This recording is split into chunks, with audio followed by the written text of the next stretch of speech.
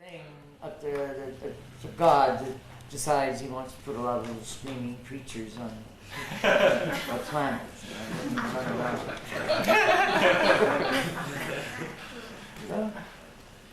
So, I think, well, needless to say, I think life is beautiful. I got to qualify. Living is great, man. I've suffered like a motherfucker all the way along the night. But, you know, I like people. I do. I enjoy being with people. I like running my mouth. That's obvious. And I have been concerned always with what's happening. I have no desire to pass harm or meanness on to anyone, although I can be mean, spiteful, and all the other shit that goes with it. But I think that, you know, I have to be brought to that place somehow. Somehow, right this instant, this is where we are. And what are we going to do about it? Just, you know, bob my head up and down. Is that true? Those are. What was the question? I don't even know. That's just a general one. So, somebody else? I have a question. Do you have any special memories that you might like to share about the time when you lived with Burroughs in East Texas, I think it was? Yeah, it was East Texas. Farming or something. Well, that was a beautiful place, I must say that. Do I have any special stories about that? Almost everything that happened, in a sense, was kind of special because it was a special time. It was like indulging myself in a fantasy of some sort. It happened very unexpectedly that I got down there to begin with. It was a cold, blustering winter here in New York. And Bill and Joan and Julie, who was Joan's little 4-year-old daughter, were down in Texas. This followed a series of situations that had sort of gotten Bill on the move, and Joan had given up apartments, and blah, blah, blah. And they had gotten down into Texas. They were looking for a piece of property. I don't know what they all over plan might have been, or dream, or thoughts about what he was going to do. But I think he had thoughts about maybe finding a place down in Texas, getting away from the scene, I guess. I don't know. I know his family was delighted that he was getting out of New York.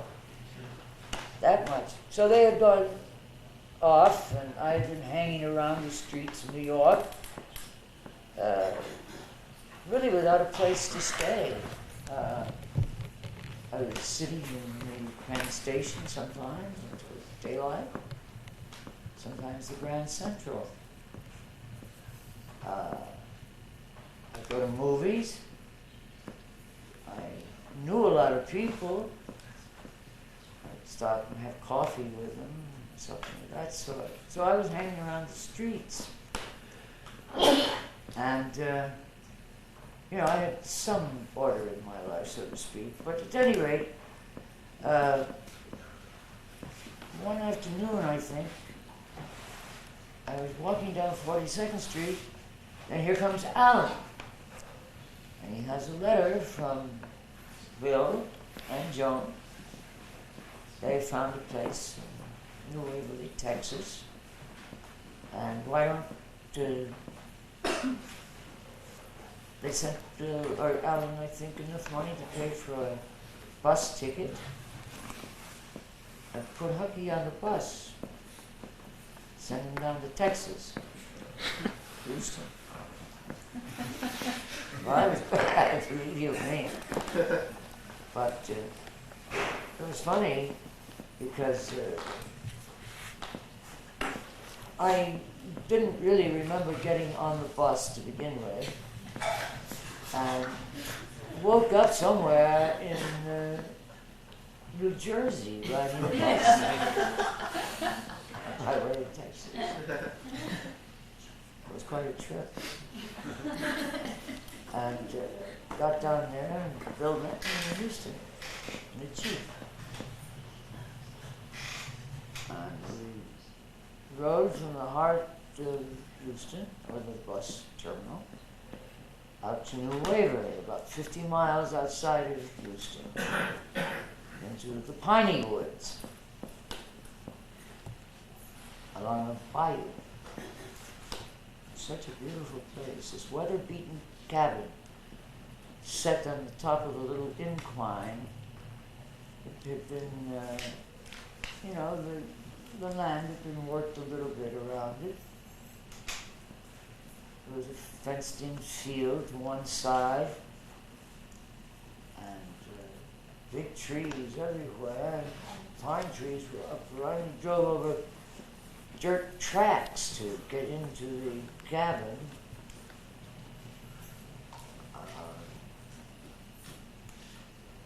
It was pretty rugged, but we put it together with little stuff that we picked up in Houston.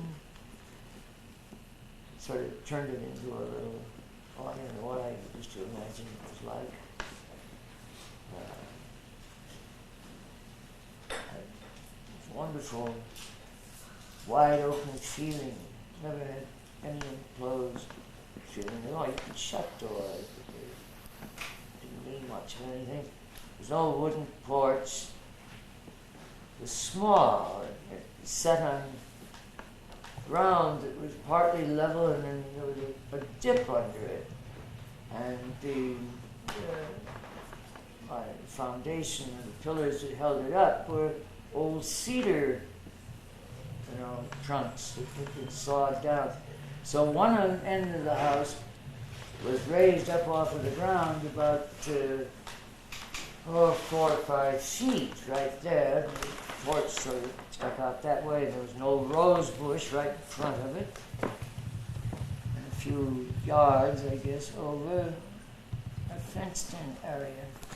You could look down toward a stream you could just barely see through, past an old weather-beaten barn, a couple of sort of small tool house-like places that were all run down, ready to collapse. But we, just lived there, and I got busy and put up some of the conveniences with seating, which was a lot of fun. Built a big stand one side of the house on which we placed a gigantic cistern, which collected water from, metal roof with slanting troughs in it. It was all fun. Hose from that. Actually rigged up a collapsible rubber bathtub that Joan could use out on the porch in the afternoon when she wanted to bathe. Fill it up from the cistern tank. She'd go out there and fill it up with water and splash around in it for a while. Anyway, the house was kind of attractive. A lot of color around too later.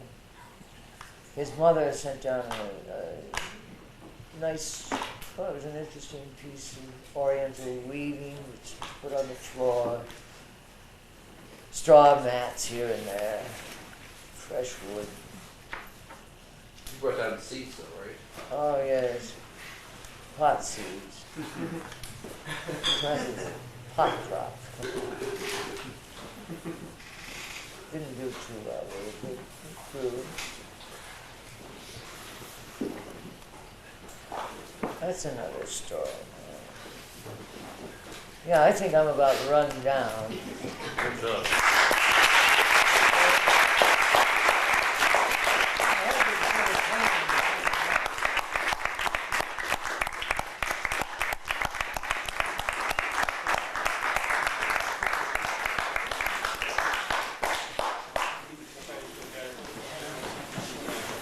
hardly think it'll be memorable, but it was nice of you all to sit through it. I enjoyed it myself, actually.